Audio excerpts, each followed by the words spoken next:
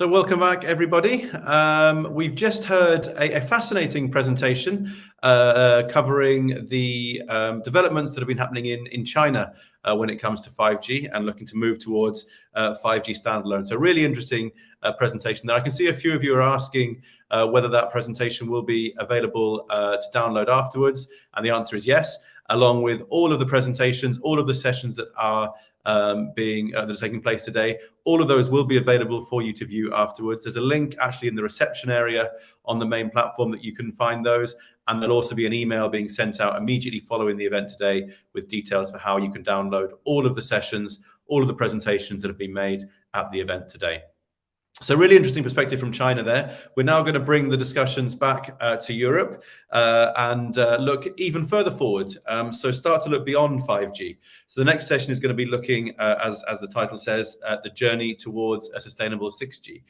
So discussions around the world are starting to take place on early kind of development, early research into 6G. And we thought it was about time that we maybe had a discussion on that as part of the conference here. So really looking forward to this session. A quick plug before we start the session, just to let you all know, we're actually going to be launching a dedicated 6G conference, which will take place probably around about September or October time this year. So more information on that will be available shortly. So I in particular are going to be very interested to hear some of the discussions that are taking place here and looking at how we can bring that into that event, which will be happening later on this year. But for now, it's my great pleasure to welcome to the stage our moderator for this session. So to Matti Ladva-Aho from University of Oulu. Matti, welcome. Great to have you with us. And as I said, really looking forward to this discussion. It's the first time we've moved beyond 5G in this conference. So really looking forward to hearing what you and the panelists have to say. So without further ado, I will pass the floor over to you. Thank you, Dan. Good afternoon, everybody. It's a great pleasure to start to talk about much more futuristic things than compared to what you have been following earlier today. Could I have the second slide, please, where we have actually introduction to panelists. So in the panel this afternoon, we are going to have first Bernard Barani from European Commission. Then after that, we have a regulator perspective from Christiana Data from OFCOM. We have also two fantastic speakers representing mobile industry, Dr. Volker Ziegler from Nokia Bell Labs and Dr. Wen Tong, Huawei. And last but not least, we are also going to hear about the perspectives from satellite industry via Nicolas Soubert from Thales Anelia Space. Can I have the next one, please?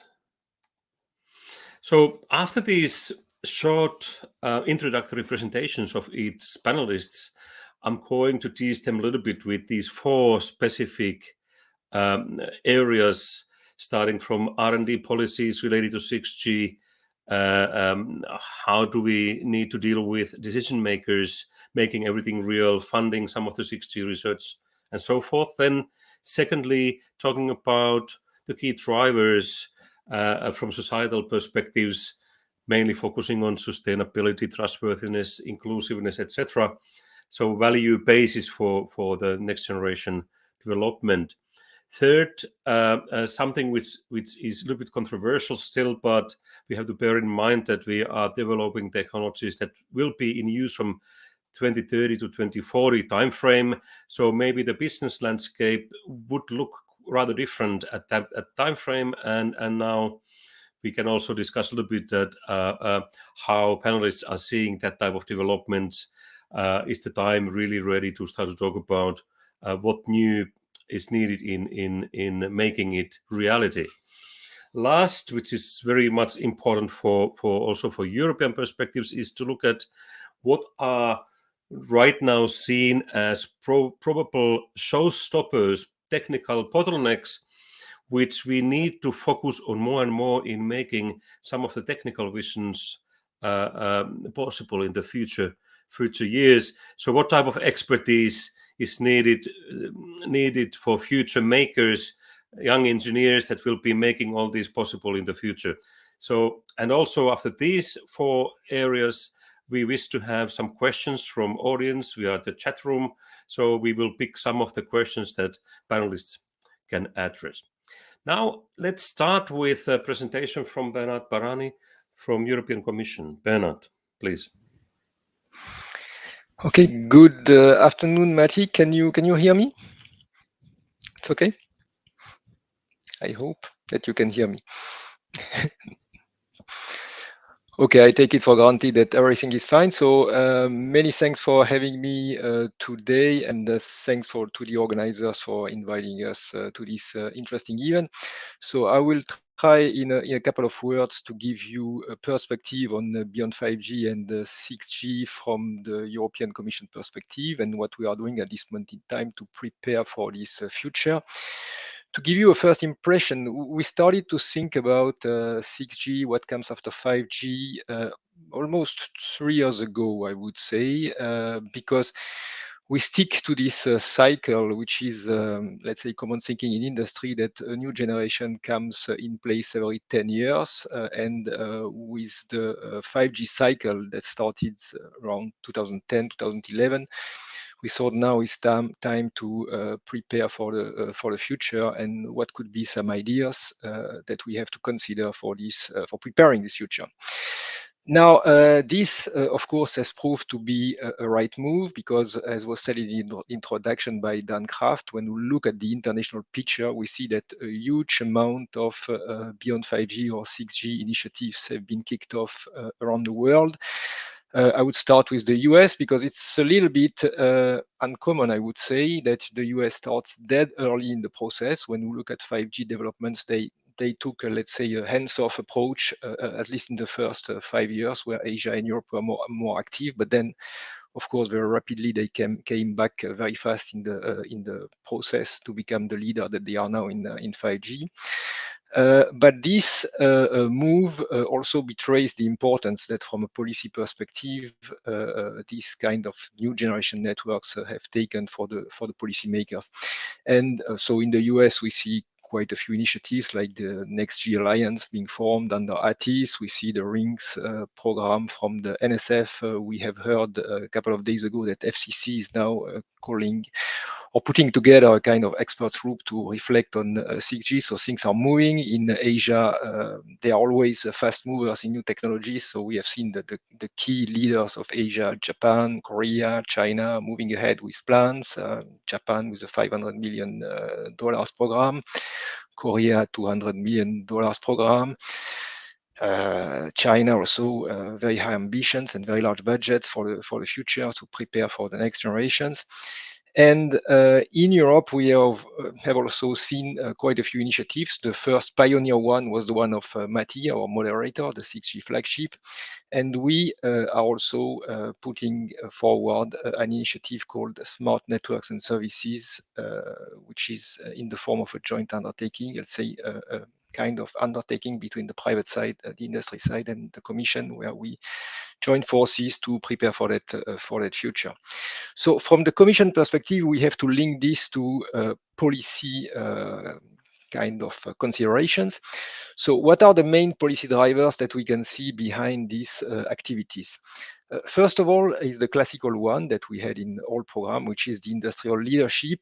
And Europe is a lucky region which has, let's say, European leaders in the domain of connectivity systems, which is not necessarily the case in other regions where their policy motivation is more to create indigenous capabilities or industrial capabilities to address these new promising markets.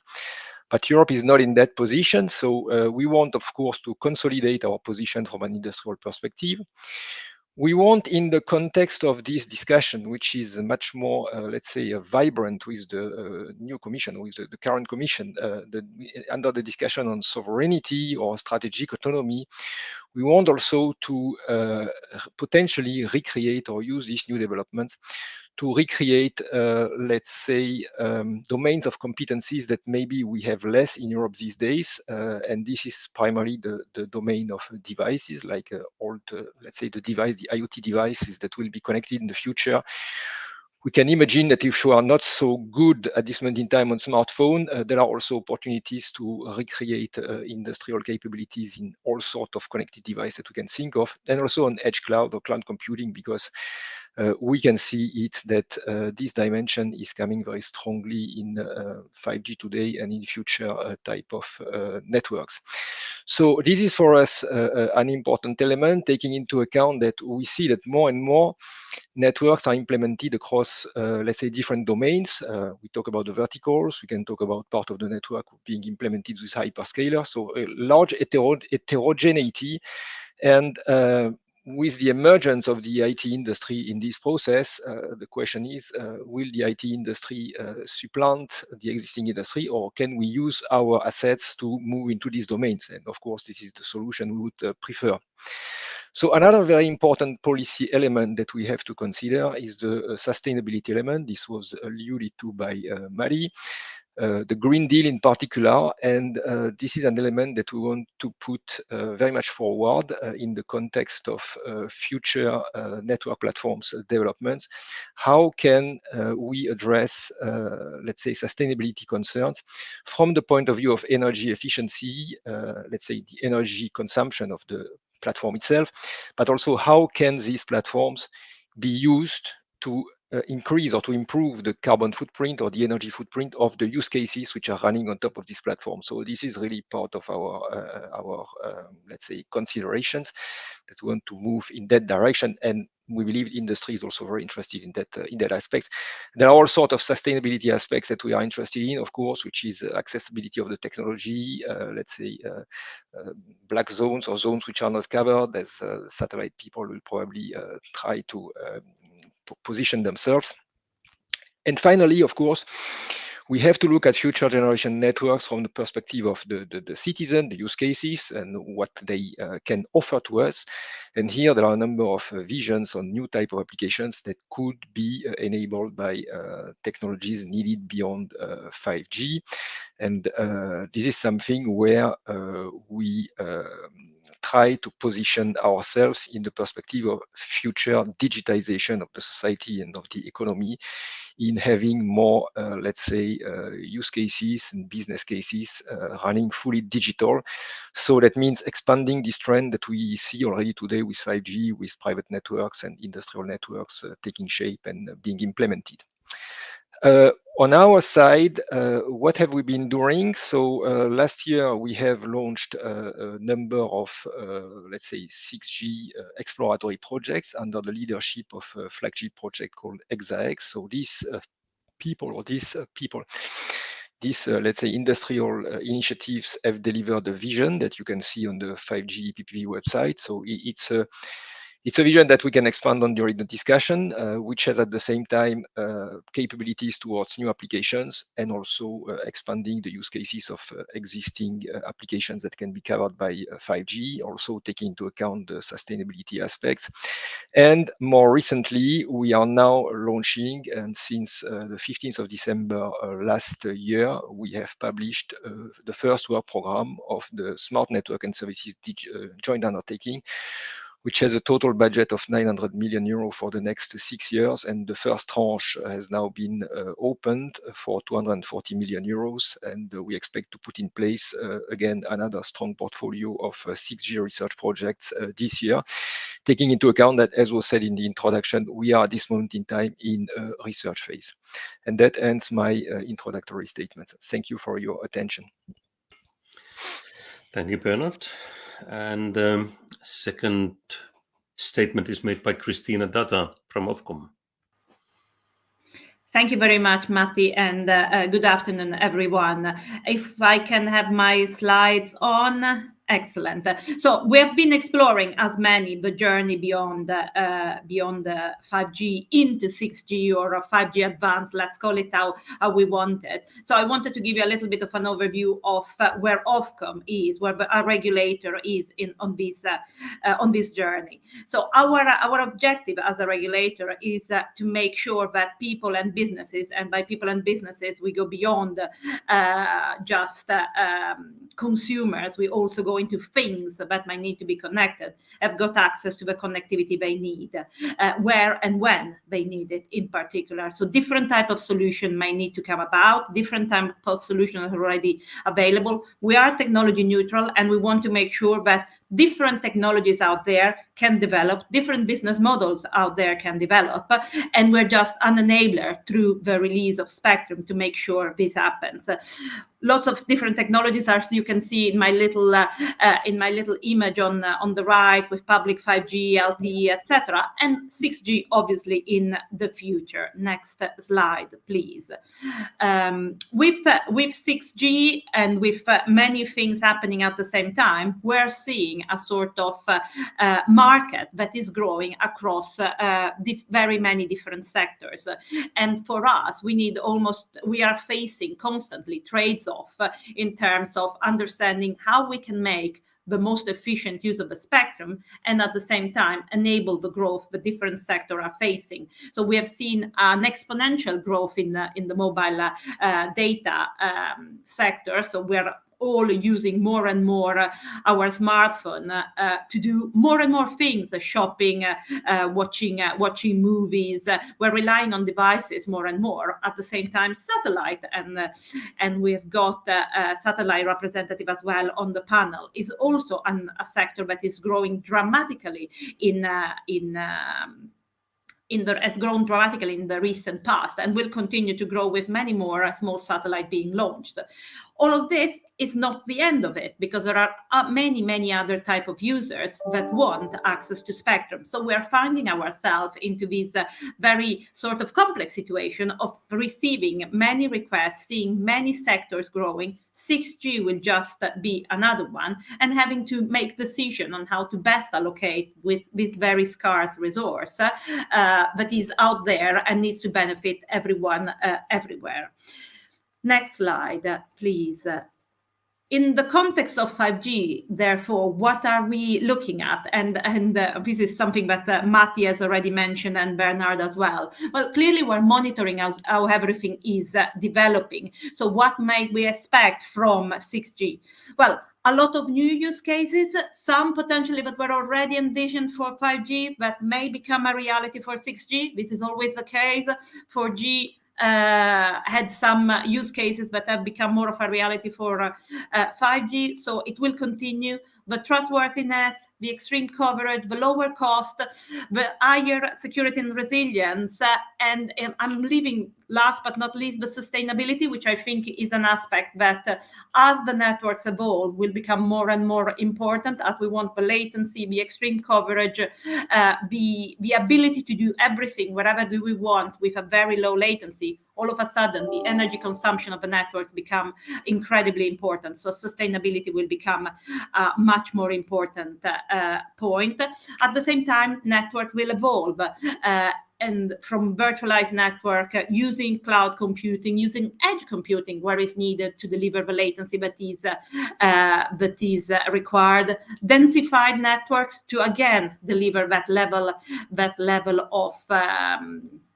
of latency and availability and reliability at the same time. So all of these aspects that we're trying to monitor will influence the application that 6G will support, will influence what is required for 6G. Next slides, please. But at the same time, we have seen that each new generation of mobile technology has partly reused existing band. So we know that now 5G is being used by various operators on previous generation mobile spectrum bands like 2100, etc., in addition to the bands made available for 5G. So we would expect the same in the context of 6G. And also, and always, this is always the case, new generation open up what we call new frontiers. And in the case of 6G, everyone is it's looking again higher and higher up. So 5G was looking at millimeter wave and opened up opportunity for millimeter wave. 6G is going to look at terahertz spectrum. Terahertz spectrum, where an incredible amount of spectrum will be available, very, very high bandwidth, with challenges as well, because even in this area of the spectrum, we've got already user, in particular the scientific community is using the spectrum, who is also growing and who also needs access to more and more spectrum. But we published a document just last year, and we held a sort of workshop around it, trying to understand, can we do something different with this spectrum? Do we need to use the rule of the past with a spectrum that has got completely different characteristics from spectrum lower down the spectrum range? So should we need to apply the rules of sub 6 gigahertz to terahertz spectrum? Possibly not. So sharing by default is what we want to do in this bit of spectrum. And we're trying to influence the international debate around how best to use this spectrum. This all within the context of what we have published in our spectrum management strategy, with a focus on innovation. So we have made already available some spectrum in the range of 100 to 200 gigahertz for innovative solution. Licensing that fit local and national services, so a balanced approach. We have created a sharing framework that allows for localized use of spectrum where it's needed, in particular for use cases of verticals, factories, warehouses, etc., where you need to build a private network. And last but not least, I would say promoting spectrum sharing. So clearly, to develop the localized solution, you need to have a sharing approach. Most of the spectrum is already used. We need to have better information to be even better at delivering spectrum sharing for the benefit of all of the different use cases and users that I've said at the beginning. Next slide, please. So what I wanted to close with is just a little bit of an outlook of what is it that we will be publishing and what to expect from us. So we have been looking at the terahertz, and we've opened up access to terahertz spectrum to stimulate innovation, to see what is the art of the possible. We will be publishing our outlook on mobile spectrum demand to try and position our views on how the growth from the mobile sector will have implication on spectrum demand, and our network possibly may need to change to meet that growing demand. We will be publishing our space spectrum strategy, again, looking at the growth of the space sector across different type of applications, both satellite but also scientific application. And then we will be publishing our spectrum roadmap, which will set up key areas of OFCOM focus, which obviously will include as an area 6G and what 6G will become. But we're almost in a watch this space kind of environment. Let's see what the application, and I think Bernard mentioned this as well, what will be the application, so that then we can be clearer as to whether there is need for additional spectrum or whether the reuse of existing spectrum is best, and whether terahertz has a very realistic role to play in enabling very much innovative applications that may come about in the next decade. So here is our view from OFCOM. Thank you very much. And now we move to presentation from Volker Ziegler. Yeah, thank you, Matti. Ladies and gentlemen, this is about the future. It's about the 6G future. Delighted to be here. We at Nokia Bell Labs have had the pleasure to engage in 6G research now for 3 years already. It's been like deep powder skiing in many ways, breaking new ground. The ambition level rightfully has been very, very high. Maybe I could have my first slide, please. So it's really about, if you like, liberating, unleashing human potential. So let me share with you in the next 6 minutes or so what the 6G potentially will be about. It starts with a vision, Nokia vision, in that spirit of truly connecting the world's physical world, digital world, as well as the human biological world. But positioning this, and I'll come to some of the use case scenarios in just a moment, I think it's very important to look at the value drivers, the key value indicators. And this is probably linking into the ambition, to this unique opportunity we do have with 6G, the next generation of of communication systems, really starting from the opportunities we try to tackle, the problems we face on a global scale in Europe, worldwide. So value drivers, they clearly include aspects of sustainability, economic sustainability, but especially also environmental sustainability. And let me say this up front. We at Nokia, we clearly said energy efficiency, this is a design criterion, right? Spectral efficiency matters, capacity matters, and many of the other KPIs do matter. But sustainability in the big picture has a special role in getting the next generation of communications right. Trustworthiness, another key aspect. Security and privacy, enabling trustworthiness, aspects of digital inclusion. I think that's another key driver. And also, rightfully in a positive way, aspects of sovereignty. And then, of course, excitingly, there is a context of technology pushing the boundary beyond what 5G can do. And by the way, just to be clear, there are still 8 more years to go with 5G. A lot of exciting innovations still in the funnel.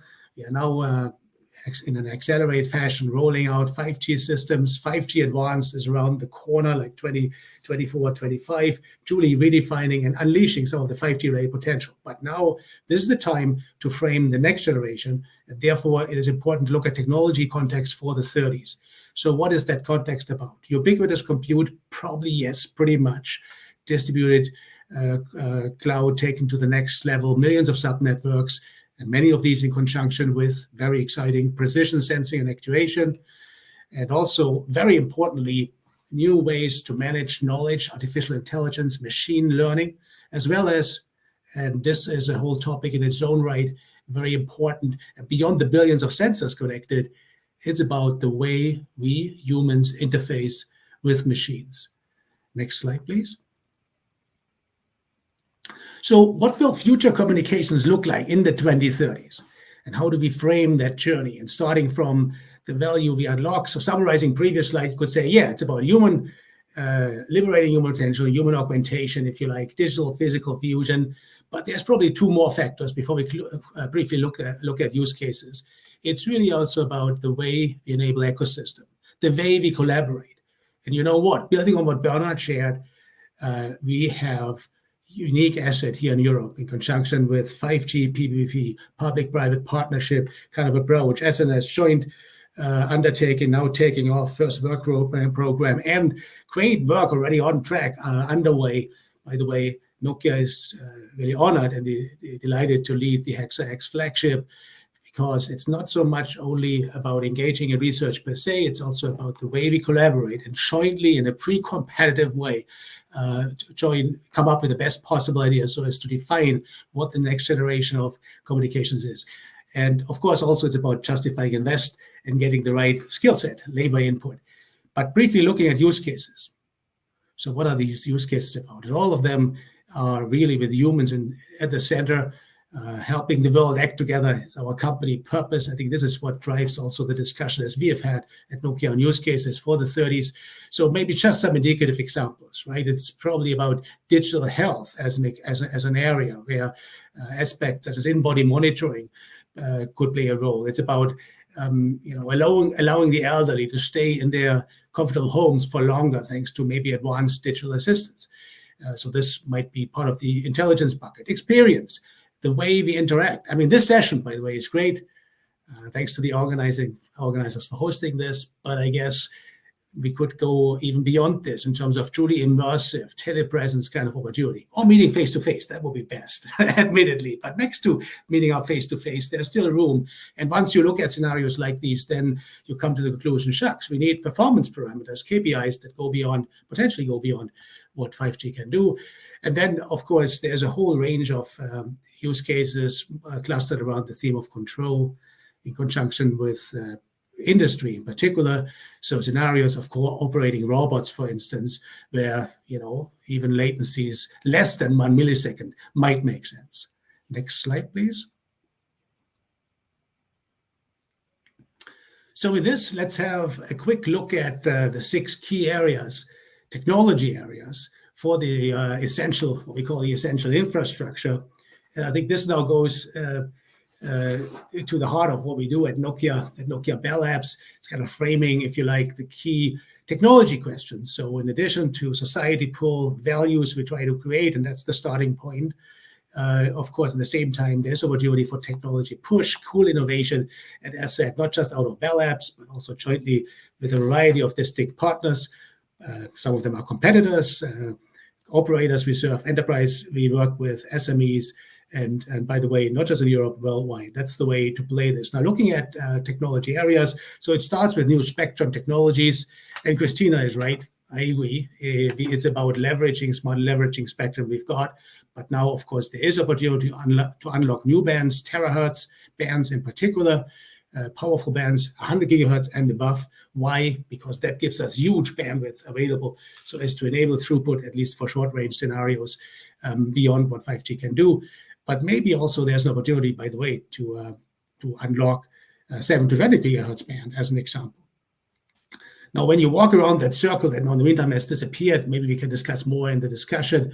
AI native air interface is another prominent area. Here, the key idea is that we go beyond point innovation. We really optimize the entire physical layer, co-designing networks for both sensing and communications, very exciting. And we should also mention architectural innovation in the sense of possibly truly converging what now is radio access and core. And then last point, and with this, I'll hand back over to Matti, security and trust. As an area of research, very important, and I think it deserves attention. Cool new ideas of anonymizing data sets, so as to make sure that the privacy is truly protected, especially in advanced scenarios like the ones we discussed in conjunction with telepresence, for instance. So with this, back over to you, Matti. Thank you, Walker. And now let's hear the visions from Huawei and Wenthong. Yes, thank you, Matti. For in this 5G forum, as we talk about 6G, I think it's a very timely subject, as 5G is a success in global scale, especially in China with a very advanced deployment in 5G. So far, more than 1 million base stations are 5G enabled, and more than close to 30% of traffic in China now, mobile traffic, are on the 5G network. So in that case, 5G paved a very good foundation for the start, and then for its evolution as we see it will move into 5.5G or 5G advanced in the next couple of years. So in that case, and we see also a very fast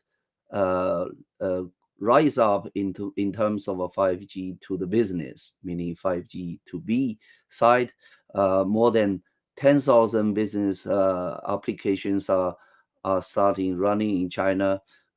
In that case, the 5G start a new journey for the 6G as well. That means use the mobile technology to enable all the other verticals. So here we see the progress in the every aspect, and especially in the research domain, that in 6G is becoming a hot topic. I would like to reflect a few points in this talk. Next chart. So first of all, with a couple of years of a discussion on the 6G, especially in the research community, then we see there are 6 key pillars that will start to shape the 6G. In the time frame beyond 2020, or could be 2020 to 2050. That's the lifetime for 6G. We see a dramatic transformation from the digital connectivity to the intelligence. That means the internet will be evolved into a brain net. In that case, the connectivity is not only as a tool to access the internet, but also as well with intelligence and as a neural network that essentially the 6G will further transform into. So these are including the 6G design will be natively support AI or its AI enabled. Second, as a new use of the mobile technology, not only transmission the bits, but the radio wave propagation through the physical world will be useful for the sensing. So the entire network and device will add another capability to sense the network. This is important for the AI and the digital world, because that where the interface between the digital world and the physical world is through this type of one of them at least is this radio mobile networks. The other aspect is the network has to be capable to deliver extreme capacity or some other requirement as a latency. For example, because the intelligence requirement that it's almost the computing power and the digital data generated will be beyond the polynomial time.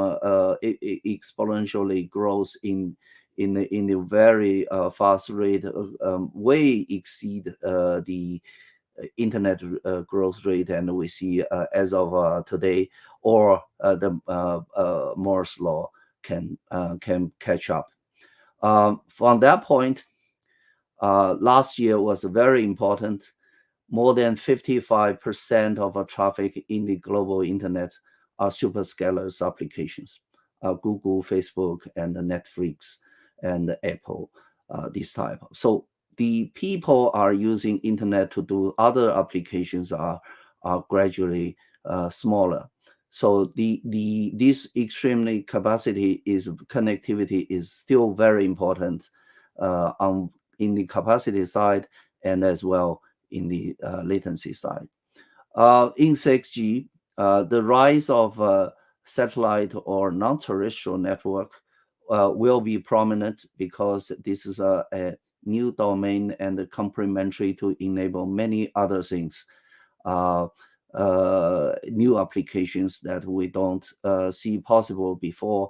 For example, the covered most of uncovered area. So it's a truly coverage solution, and as well as some other, for example, global low latency application, and also the autonomous driving car for everywhere. Those are the new value and new landscape for 6G. One other thing is that this 6G network, in terms of networking, has to be more re-architected and engineering for the trustworthiness, such that it respects every geographic sovereignty and data privacy and the person privacy, and as well as the inclusive. So the trustworthiness need a more technical solution in 6G time to make this network as much more resilient and useful and for the community good.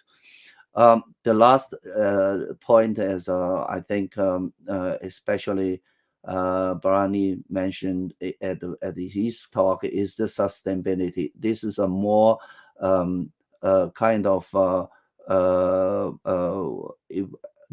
not new, but we have to put more investment, emphasis, and energy to this to make sure the sustainability, because the time window of 2030 to 2050, if we don't manage well, the global temperature will rise for 2 degrees. that will be the disaster for the existence of our human race. Next chart.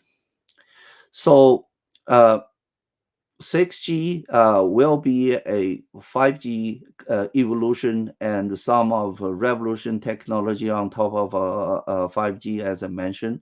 So if you're familiar with the basic definition of 5G in the technical term, this is a EMBB, URLC, and MMTC to evolve to, in addition to these two, 6G will design with some expansion of network sensing and artificial intelligence. Of course, the basic capability will be much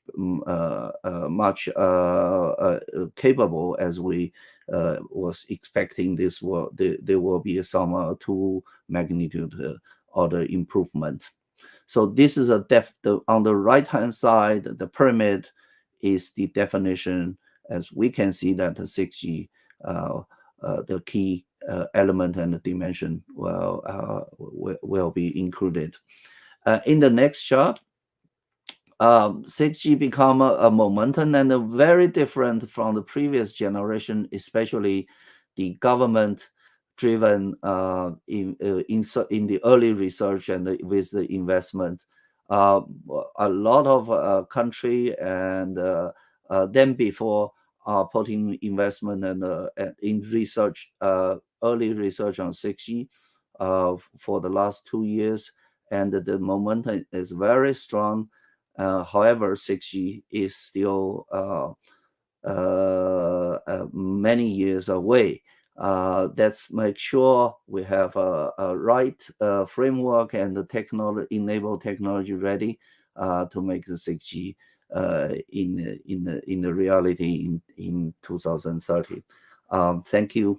That's my talk. Thank you, Wen. And now we have the last brief statement from Nicolas Super. Thank you. Good. Hello, everybody. Maybe you can display my slide. I'm the last speaker because satellite is the last technology to embrace the 3GPP ecosystem, and indeed we are going to maybe next slide.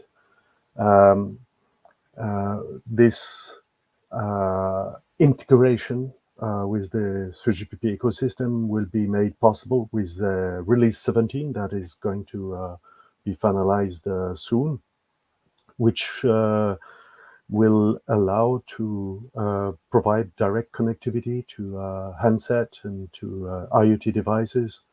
And already there are plans in the release 18 to go for indirect connectivity, provide broadband to terminals which are higher. But we can say that, yes, satellite has been recognized as being added value for 3GPP ecosystems in terms of coverage, but not only in desert, but in all areas beyond mobile coverage.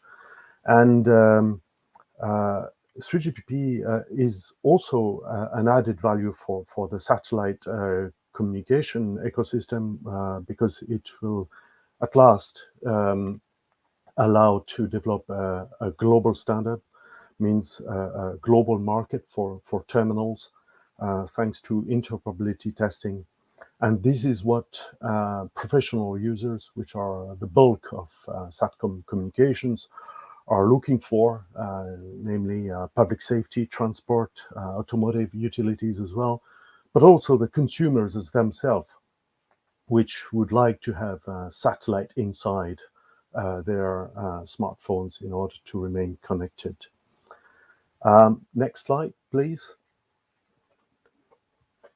So before, I wanted to say that 6G is going to go to the unification of the technologies, because in 5G more the satellite was added, but we believe that 6G will be the right place for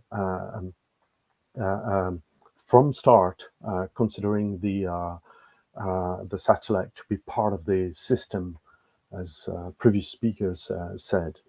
And so the reasons are because we can achieve optimized design for both mobile and satellite access individually or combined, because the added value of the NTN component in terms of KVIs is going to bring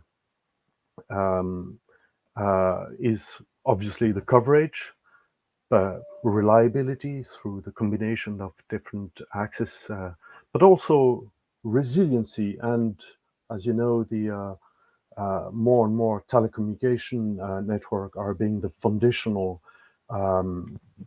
or the basis of the digital economy. And so it's very important that we increase the resiliency of 6G compared to previous generations. And the last is indeed the contribution to sustainability, because we have to take the best of the technologies in order to offer a very sustainable network. I have pointed out there some target data rate, which are obviously less than what in the mobile systems people are targeting, but you know, the law of physics makes a satellite quite far from the Earth, and therefore you have to take into account the link budget and the capability to embark some power and some large antennas on board the satellite. So these are preliminary target figures that we are consolidating within the satellite industry currently. In terms of capabilities, I would say that we should highlight the possibility to deploy a very low Earth orbit that will enable at last the support of ultra reliable low latency, which was not possible with the 5G. Reliable and accurate positioning, we should go much below than 1 meter. We believe that most of the space nodes are going to be intelligent and embarking some processing, and so to be able to do some storage, computing, and routing. So like network nodes in the sky, all interconnected across orbits and through interspace node connectivity. There are going to be efficient spectrum usage to be achieved, and this is basically an area of research that we think it'd be beneficial to undertake together with the mobile industry and to improve further the spectrum usage.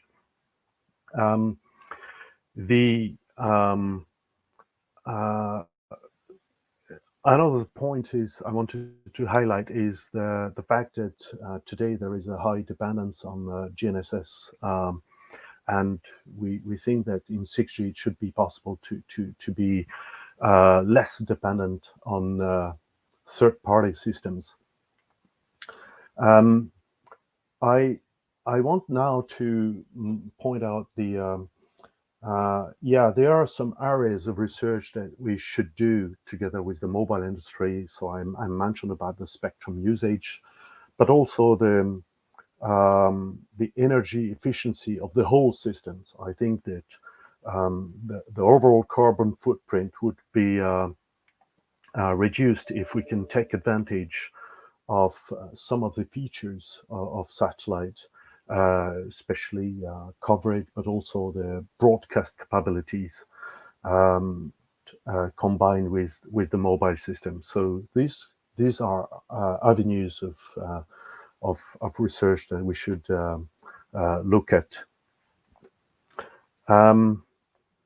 I obviously we're going to work on the satellite nodes ourselves in the SATCOM ecosystems, and we need to improve always our platforms, our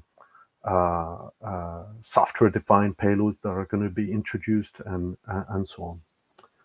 I think it's enough, and then we can have the discussion. Thank you very much for your attention. Thank you, everybody. And now it's time to have let's try to have a little bit debate on where 6G is heading. In the interest of time, I will try to combine some of the questions that audience has sent to the list of mine that you are aware of beforehand, and I showed in the beginning. Actually, there are two clusters summarizing somehow the questions from audience. Some of those are related to spectrum issues, where the others are, let's say, the justifications for 6G and deployments of future mobile systems. So let's start from this deployment-related matters. So the audience is questioning a little bit that why should anybody bother at this moment on 6G since most of the regions are still very much in making 5G investment decisions and so forth. And that's one part of the question. And then also the same person actually is questioning that, isn't it so that 6G is only making the promises of 5G real, which it will not be able, obviously, to make or achieve? And then, if that's the case, would it be possible to jump directly to 6G instead of deploying at all 5G? So who would like to start from this set of concerns or questions or comments? Who would be brave enough to start? Volker. Yeah, maybe I can start. And I think it's a very good question, and it's part of what I think we will try to discuss and truly make happen. This is about the next generation of standards, the next generation of communication systems. Now, why do we engage in this now? What we currently do is research. What we know from the previous generations is that it typically takes you 8 to 10 years to really move from early research work to systemization, all the way to study items, then into dissemination. So that's the 10-year cycle argument, why now is the right time to get started. But then I think the more compelling argument really is, so 5G, let's face it, we're still at the beginning of the 5G journey. There's so much opportunity still ahead. And we see early traction now with standalone, which is great, but we haven't really exploited the full potential yet. 5G Advanced will add tremendously to this in the next several years. But at the same time, this is the time to make sure we go beyond what 5G can do, starting from a bold vision, starting from opportunity and problem statements that go beyond what 5G can do. I think that's probably how I would answer the question. And having said this, it's up to us to make it happen, and including society and civil society in particular, not just industry, so that we get it right. Any other viewpoints on this? Yeah, Marty. So I would like to add on a bit. I think the question is reasonable, but it's I think in 3G time I was being asked the same question. 4G people ask the same question, or 5G ask the same question. So I guess that is the usual typical question, because the cellular system or ecosystem takes a long time for the technology to upgrade, and indeed every generation is a technology innovation. So that takes time.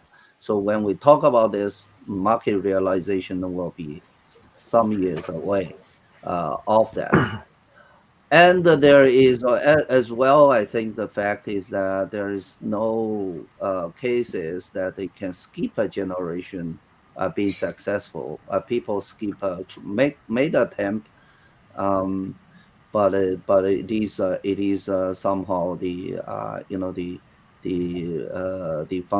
fundamental of the market that you go through generation by generation. So in terms of the application, it takes two generations to transition from different applications. Yes, 6G will carry on some 5G characteristics and it will make its own, but it's not a copy of a 5G. That won't be a 6G. As the other side, 5G has a long the life for the evolution, so you will get into 5G advance and for the year to come. So also one of the questions was speculating a little bit that this whole chain of developments is benefiting mainly vendors, not the end users or citizens. So what do you think about that claim? No, but this is a benefit for the entire ecosystem and some of the new players ecosystem. So I think for the 4G side, the benefit is probably the more the cloud provider takes more advantage in terms of the overall benefit. But I think it's not true only the vendor to get the benefit, but this is an end-to-end system. So let's take it from here. You mentioned that there will be some new players in the ecosystem, and what I personally speculate quite often that when we move to higher spectrum bands, it definitely starts to mean that we are talking about relatively short range components in the future networks, which gives us possibility to have very much localized connectivity services and as well future applications which can be very much location dependent. Anybody would like to give opinion on these future service offerings related a little bit to these high frequency bands of spectrum? Christina. Yes, thanks, Matti. I totally agree, and actually I'm going to link as well to what Wen was saying before, in the sense of I can see potentially the 6G private network coming along. So could there be this localized for very specific use cases, scientific health-based use cases, private networks, because you need everything in a single place, that would enable services that are not being done today, as Volker was saying, because at terahertz, you've got such huge bandwidth. And in a way, because they don't travel that far, you would have them in enclosed environments. So the risk of interference should be less. They should be managed in a different way. And there should be easy-ish to deploy in this localized environment. We've already created at OFCOM sort of the ability to deliver this local license that work with everything that is around them. So it's a true shared local access approach. So you will only see more of that in the context of terahertz, and it should become as well easier, despite all of the services that are already there, to deliver that very localized use case. And it may be a 6G native in a world. So I don't like to talk about 5G standalone. Would there be a 6G non-standalone and a 6G standalone? I don't like that terminology, because 6G may be an evolution rather than real step change, big bang, etc. But there could be use cases that actually become a private network for 6G, go and deploy it in a very localized way.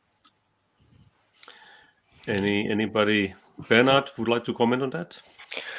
Well, I can just confirm and echo what was said before. I mean, the European, let's say, approach when we looked at the 5G case was primarily to push industrial use cases, because this was, let's say, where we could see that there would be an edge. And maybe that's also one of the reasons people do not yet see today the difference between 4G and 5G, because in Europe, the standalone versions or the industrial use cases are not. It's starting, but it's not, maybe not that let's say prominent as what we have seen in China from the previous speech, for instance. But this is really our expectations that 5G at some stage will hit the business and the vertical industry. And we can see this materializing already with some announcement made by the vendors on the kind of business they are making with the private network. So this is ramping up at this moment in time. And this will be the true differentiator between 5G and 4G. And this trend in 6G will only expand, because if we take, for instance, a 5G characteristics, which is for instance, the 5.9 reliability, let's say, figure, we hear now in industries people stating that this is not enough. They need the 7.9 or 9.9 reliability because they cannot afford their, let's say, conveyor belt or their assembly line to stop for 1 billion of a fraction of a second. So this is the kind of requirement we see emerging from the industrial use cases, which in our view will push towards 6G type of use cases. What we can understand as well, and this is, again, all this is in research stage and research motion at this moment in time, is that this idea of kind of twinning the physical world, that means having a kind of a digital twin of the physical world on which we can use to take decisions on what's happening in the physical world, is something which is super bandwidth hungry. I mean, if you want to kind of digitize a 1 by 1 meter of a physical world with a very high resolution, you easily go up to terabit per second requirements. And this is something we cannot do with the frequency bands that we are having at this moment in time. So there are a number of use cases in industry which are really pushing the envelope and where we really need to look into to make this continuum 5G, 6G happen at some stage, starting with the private networks, the 5G capabilities we have today, evolving towards even more, let's say, ambitious characteristics or capabilities in industrial domains. Okay, so let's start to talk about these frequency bands. So there are quite a few questions questioning the meaningfulness of trying to focus primarily on sub-terahertz band when talking about 6G. Although I have to say right away that has given a lot of interest, and since that's a new area in mobile communications, of course, we researchers are very much looking at that possibilities, pros and cons. No one knows how much it can be used in the future. But of course, we are still looking at the good old frequencies, better frequency bands, so to say, because of the better propagation properties of those. But like many of these already panelists pointed out, there's huge available bandwidth, which is pretty much unused. And why not consider using that? But anyways, the explicit questions are there any plans for 7 to 24 gigahertz band usage in the case of 6G? And then another question was, why consider that high frequency bands, since that implies huge densification, huge amount of energy spent, better to focus on much lower frequency bands, 4 to 10 gig. So maybe Christina could start from this. Yes. So in terms of bands under 24 gigahertz, for now, there are no plans in Region 1 in terms of the WRC process to identify additional bands for 6G or for the evolution. We've got a few bands already identified up for discussion below 7 gigahertz, but nothing in the 7 to 24. And one of the reasons, even for 5G, that nothing was identified in the 7 to 24, it's because it's very difficult to find some spectrum available for the type of use cases and the type of bandwidth as well that will be required. Let's also be honest that any additional spectrum will have a marginal sort of impact. So we will need to be talking about quite large bandwidth to actually make a difference. This is why 5G context, everyone looked at millimeter wave. I also appreciate the challenge of the energy consumption, but as we said before, in the world of terahertz, one would not potentially assume enormous power level because the use case will be again relegated to sort of short communications, short range type of communication. So again, it should be manageable. But I agree. I think Matti, you were saying as well, the interest in terahertz is almost like, could we make it work type of thing. Same way as we made it work at millimeter wave. So I think we're still in that phase. There are many questions that still need to be answered. But in the context of 7 to 24, we found it very difficult for the previous generation. I don't think things are going to get any easier, but watch this space. Any other viewpoints on terahertz, Volker? Yeah, maybe to add, Christina, first of all, I agree. It won't come easy. But you see, I think it's part of the opportunity. We need to jointly discuss, society at large, regulators, public sector, private sector, where's the maximum value, right? And when we look at 7 to 20 gigahertz bands now for terrestrial communications, it would be extremely valuable in dimension of capacity expansion. Let's face it, right? And that, I think, is the discussion we will jointly move forward. We can share with you some of the assessments we have done with advanced massive MIMO, even in these bands, how to maximize the efficiency aspects, not just spectral efficiency, also energy efficiency. The other point I'd like to reiterate is truly the value of sub-terahertz in conjunction with special purpose, specialized, many times local networks. Absolutely. New opportunities, disruptive, new ecosystems potentially, Matti, to your point, and different customers. And by the way, some of our current customers, they may change roles, right? Some of the debates are like everything is static. That's not true, right? Some of the CSPs will transform, some of the enterprise customers will transform, and that'll be part of the fun. And then the third point, which hasn't been mentioned yet in conjunction with spectrum, very important, and it's part of our agenda of research at Nokia, is really leveraging AI, ML, cognitive management techniques, not just for individual bands, but across the bands. And I think that's part of the answer also one of the questions, right? It's not like optimizing the one band to the maximum. It's really making sure we maximize experience for users or use case context all the way to industry, but especially now, I think we need to discuss value for consumers in this regard. When do you have any point on this? Yes, so I think yes, spectrum is the key. One thing we should clarify, I think the model like use every frequency bands to upgrade the cellular, maybe not maybe not continue because of physics up to, let's say, millimeter wave or terahertz. So there are other applications. The clear case is a 2B to the business case, so that the campus wise and all these are fit very well for those high frequency bands in terms of spectrum and the use case.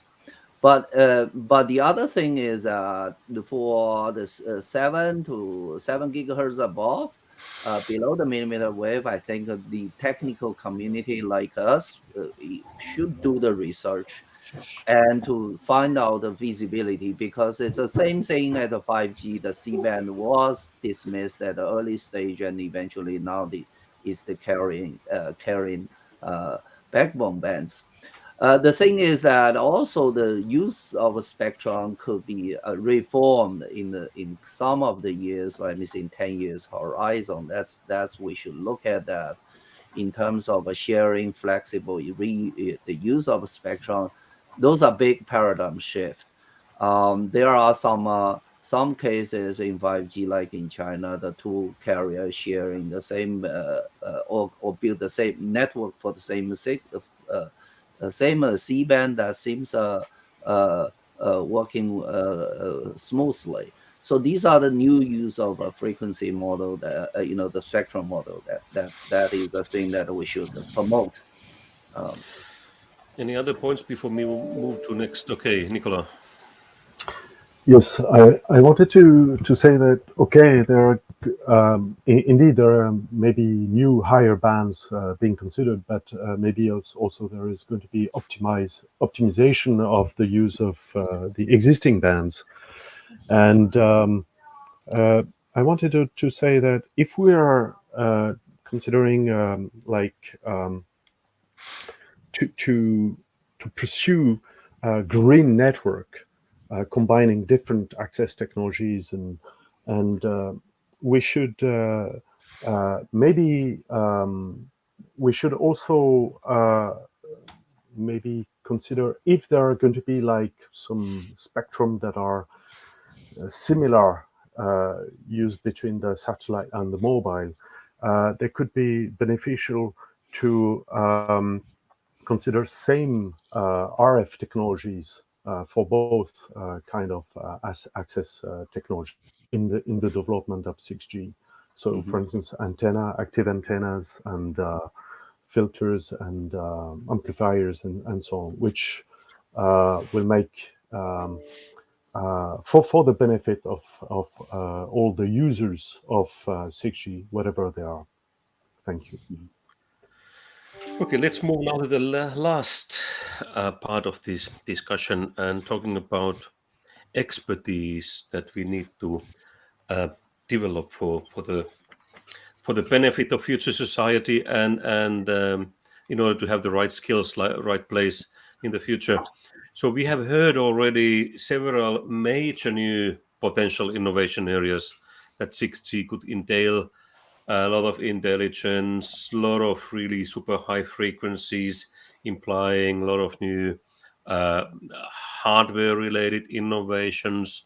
There are also lots of new possible application scenarios, implying totally new type of human-machine interfacing and that type of things. So do you see at this point any major lackings of current expertise amongst engineering skills that would prohibit any of these visions happening in 10 years time frame?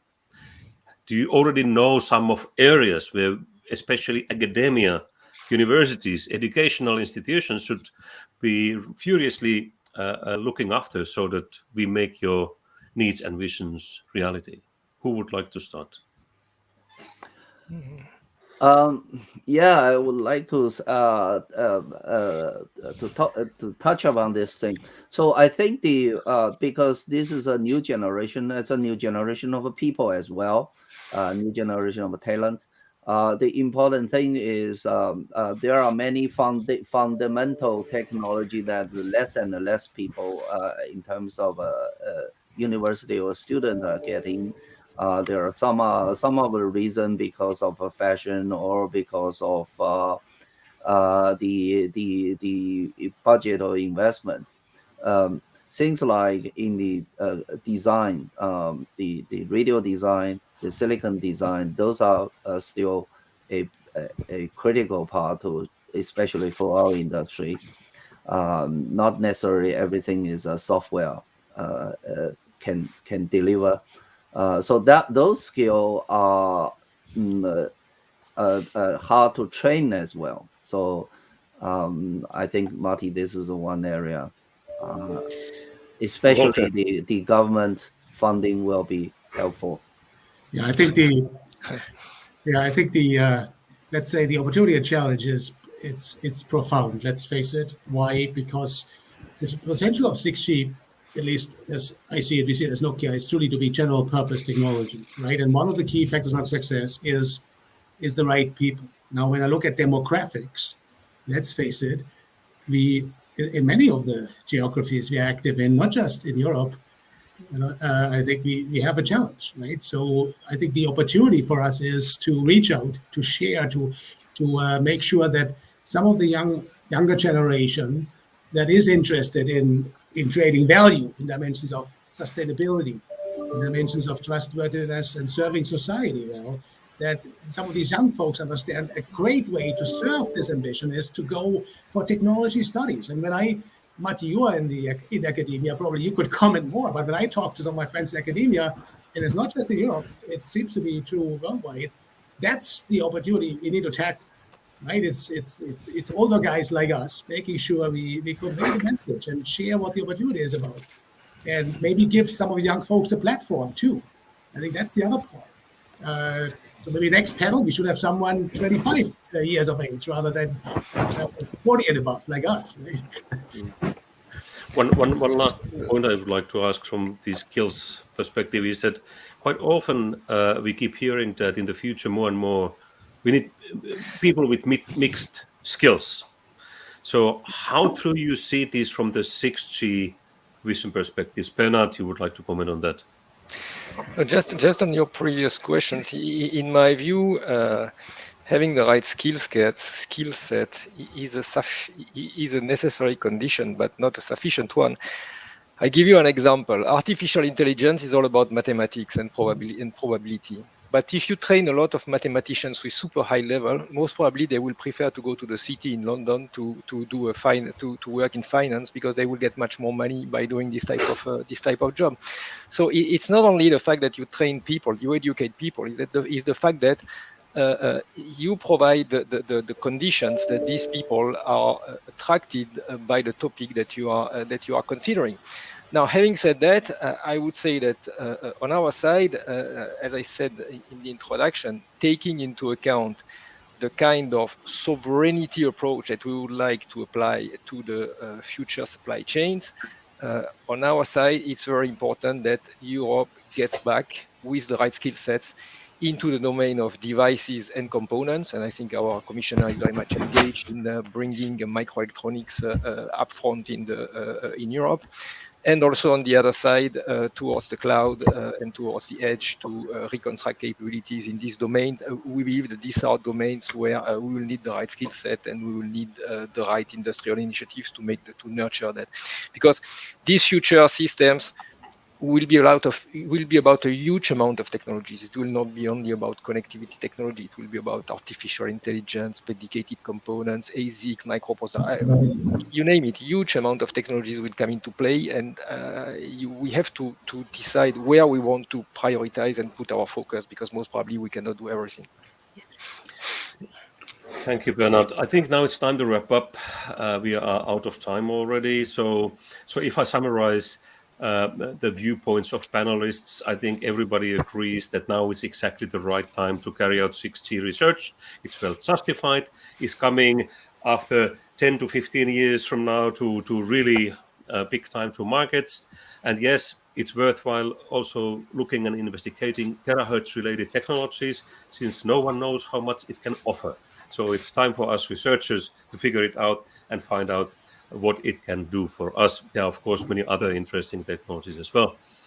So I would like to thank all panelists spending your time on this, and also the audience. It was a great pleasure to host or moderate this panel. Thank you, everybody, and have a good evening. Thank you. Goodbye. Thank you, Matti. Thank you. Thank you, Bye. Matti. Bye. A big thank you, Matti. That was fantastic. Thank you to you, and thank you again to all of our panelists, to Bernard, to Nicholas, to Volker, to Ben, and to Christina. A really, really interesting discussion, and I think a big thank you as well needs to go to our audience. There were a huge number of questions that came in then. I think we were kind of in two minds whether it was too early at the 5G conference to have a discussion like this on 6G, and I think that just proves it definitely wasn't. And I think there's a huge amount of interest in what comes next, I suppose, and really, really interesting to have a discussion along those lines. And maybe just to mention again that we do have another opportunity. It'll be later on in the year to look in more detail at 6G. We're going to be launching a global 6G summit. So looking at all of these issues in a bit more detail, taking it and looking at the situation around the world. So that's going to be the second half of the year. And we will, of course, keep you all updated with that and send more information on all that very shortly as soon as we have that. But thank you so much again to Matti and to all of the speakers for a fascinating discussion there. And thank you again to everyone else who's participated in the various sessions that we've had today. So we've had 5 really, really interesting sessions. If you did miss any of those, again, a reminder that all of those will be available for you to watch back. There's going to be an email sent out to you very shortly this evening to give you the links which you can use to watch back any of those sessions that you have missed today. But really, really interesting discussions. And tomorrow we're back at the same time tomorrow. I think we start again at 9 o'clock CET tomorrow.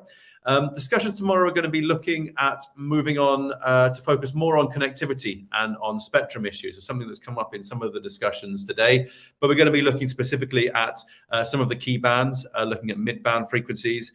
We're going to be looking particularly at connectivity for vertical sectors, looking at kind of some of the new bands, I suppose, continuing the discussions that we've had in this last session, now looking at 6G what comes next in terms of spectrum bands as well. Terahertz has, of course, been mentioned, and I'm sure that's going to be something that's looked at there as well.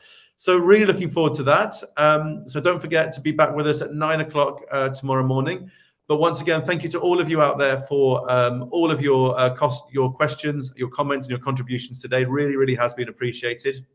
Thank you to all of our speakers and moderators for the sessions today. And have a lovely evening, everyone. There is still the opportunity, of course, to look at the on-demand section for our showcase sessions today. So if you haven't done that yet, you can check that out now.